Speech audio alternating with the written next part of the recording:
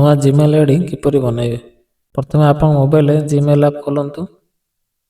ଏବେ ଉପରେ ଥିବା ପ୍ରୋଫାଇଲ୍ ଆଇକନ୍ ଉପରେ କ୍ଲିକ୍ କରନ୍ତୁ। ତାପରେ ଆଡ୍ ଆନଦର ଆକାଉଣ୍ଟ ବାଛନ୍ତୁ। ଗୁଗଲ ଚୟନ କରନ୍ତୁ। ଏବେ କ୍ରିଏଟ୍ ଆକାଉଣ୍ଟ ଉପରେ କ୍ଲିକ୍ କରନ୍ତୁ। ଫର୍ ମାଇ ସେଲ୍ଫ ଅପସନ୍ ବାଛନ୍ତୁ। ଏବେ ଆପଣଙ୍କ ପ୍ରଥମ ଶେଷ ନାମ ଲେଖନ୍ତୁ। ନେକ୍ସଟ ଉପରେ କ୍ଲିକ୍ କରନ୍ତୁ। ତାପରେ ଜନ୍ମ ତାରିଖ ମେଲ୍ ବା ଫିମେଲ୍ ଚୁଜ୍ କରନ୍ତୁ। ପୁଣି ନେକ୍ସଟ କରନ୍ତୁ। ଏବେ ଆପଣ ଯେ ନାମରେ ଇମେଲ୍ ଆଇଡି ବନାଇବାକୁ ଚାହୁଁଛନ୍ତି ସେହି ନାମ ଲେଖନ୍ତୁ।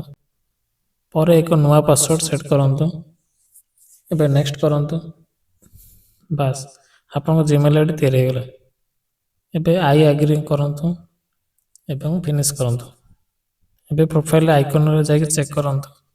ଆପଣଙ୍କ ନୂଆ ଇମେଲ୍ ଆଇଡି ବନିଯାଇଛି ଦେଖିବେ।